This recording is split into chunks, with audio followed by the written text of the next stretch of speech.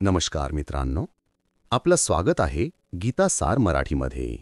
इथे आपण भगवद्गीतेतील प्रत्येक श्लोकाचं ज्ञान, त्याचा अर्थ आणि जीवनाला दिशा देणारे संदेश ऐकणार आहोत. चला, आजच्या अध्यायामध्ये श्रीकृष्णांचे अमूल्य विचार जाणून घेऊया. अर्जुन म्हणाला, हे जनार्दन, श्रीकृष्णात जर तुम्हाला कर्माहून ज्ञान श्रेष्ठ वाटते, तर मग हे केशवा, श्रीकृष्णा, मला भयंकर कर्म करण्यास का प्रवृत्त करीत आहात? तुम्ही मिश्रित अशा भाषणाने माझ्या बुद्धीला जणू मोहित करीत आहात. म्हणून अशी एकच गोष्ट निश्चित करून मला सांगा की ज्यामुळे माझे कल्याण होईल.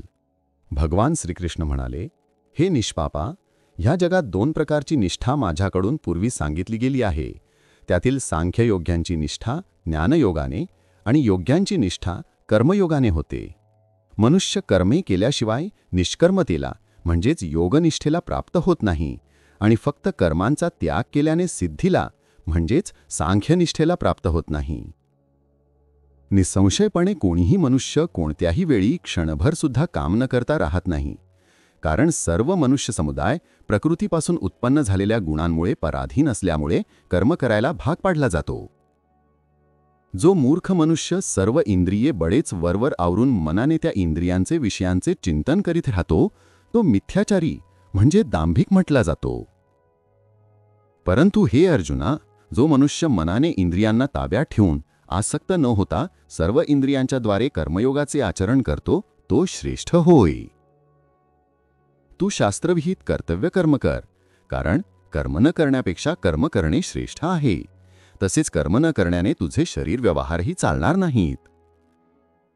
यज्ञानिमित्त केल्या जाणाऱ्या कर्मांशिवाय दुसऱ्या कर्मात गुंतलेला हा मनुष्य समुदाय कर्मांनी बांधला जातो.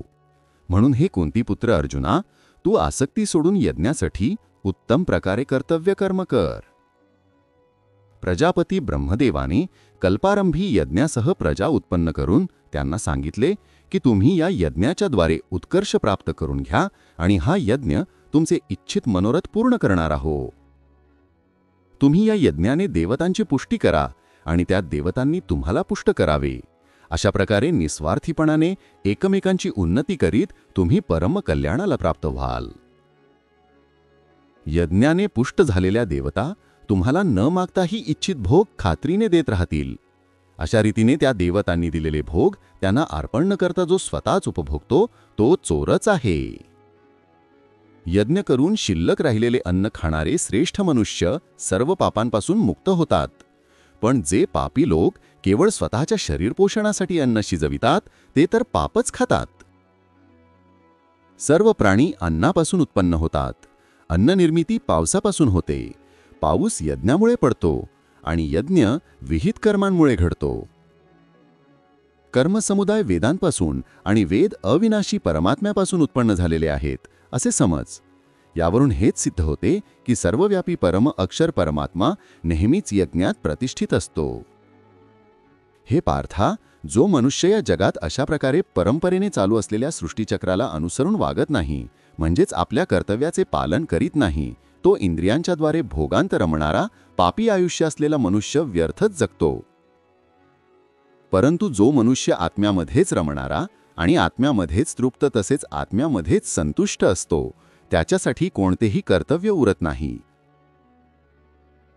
त्या महामनुष्याला या विश्वात कर्मे करण्याचे काही प्रयोजन असत नसते.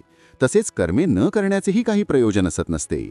तसेच सर्व प्राणी मात्रातही त्याचा जरा देखील स्वार्थाचा संबंध असत नाही. म्हणून तू नेहमी आसक्त न होता कर्तव्य कर्म नीट करीत राहा, कारण आसक्ती सोडून कर्म करणारा मनुष्य परमात्म्याला जाऊन मिळतो. जनकादी ज्ञानी लोकही आसक्तिरहित कर्मांनीच परमसिद्धीला प्राप्त झाले होते. म्हणून तसेच लोकसंग्रहाकडे दृष्टी देऊन देखील तू कर्म करणेच योग्य आहे.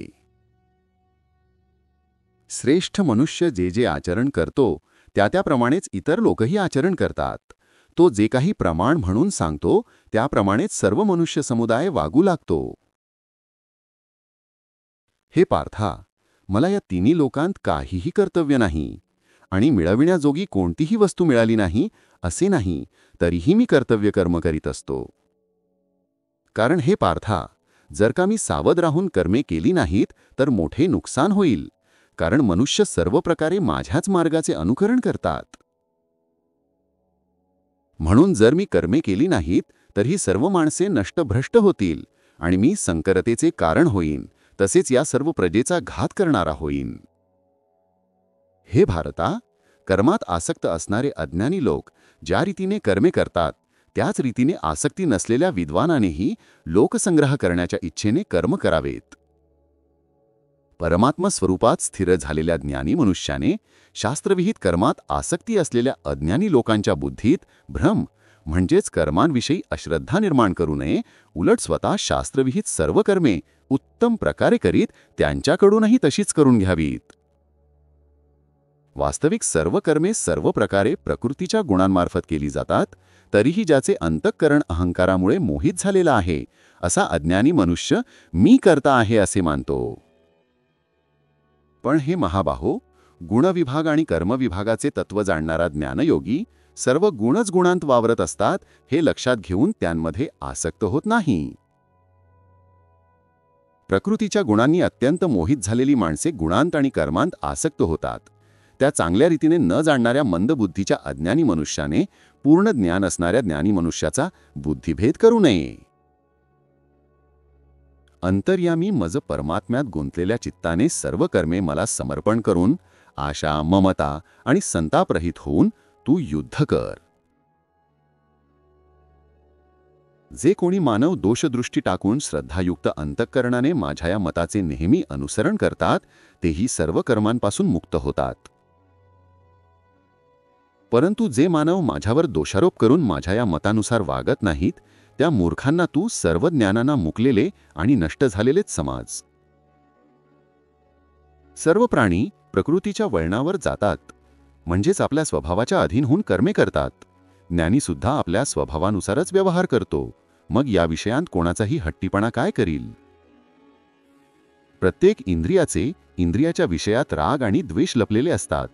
माणसाने त्या दोहींच्या आहारी जाता कामा नये, कारण ते दोन्हीही त्याच्या कल्याण मार्गात विघ्न करणारे मोठे शत्रू आहेत.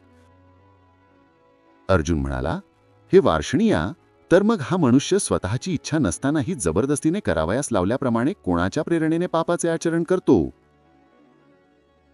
भगवान श्रीकृष्ण म्हणाले, रजोगुणापासून उत्पन्न झालेला हाच काम आणि क्रोध आहे. हा खूप खादाड म्हणजे भोगांनी कधीही तृप्त न होणारा आणि मोठा पापी आहे. हाच या विषयातील वैरी आहे असे तू जाण.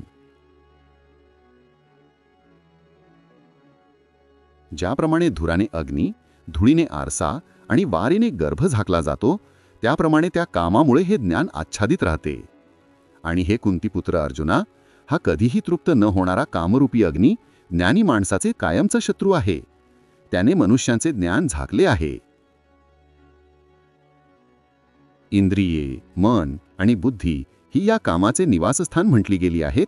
हा काम या मन, बुद्धी आणि इंद्रियांच्या द्वारे ज्ञानाला आच्छादित करून जीवात्म्याला मोहित करतो. म्हणून हे अर्जुना, तू प्रथम इंद्रियांवर ताबा ठेवून या ज्ञान आणि विज्ञानाचा नाश करणाऱ्या मोठ्या पापी कामाला अवश्य बळेच मारून टाक. इंद्रियांना स्थूल शरीराहून श्रेष्ठ, बलवान आणि सूक्ष्म म्हटले जाते. या इंद्रियांहून मन पर आहे, मनाहून बुद्धी पर आहे आणि जो बुद्धीहूनही अत्यंत पर आहे तो आत्मा होय. अशा प्रकारे बुद्धीहून पर म्हणजे सूक्ष्म, बलवान आणि अत्यंत श्रेष्ठ असा आत्मा आहे हे जाणून आणि बुद्धीच्या द्वारा मनाला स्वाधीन करून, हे महाबाहो, तू या कामरूप अजिंक्य शत्रूला मारून टाक. हा व्हिडिओ आवडला असेल तर लाईक, शेअर आणि सबस्क्राईब करायला विसरू नका. तुमच्या कमेंट्समध्ये तुमचे विचार जरूर लिहा. तुमचा प्रतिसाद आम्हाला प्रेरणा देतो. पुढच्या भागात आपण भगवद्गीतेतील आणखी एक सुंदर अध्याय जाणून घेऊया. तोपर्यंत श्रीकृष्णांचे आशीर्वाद तुमच्यावर राहो.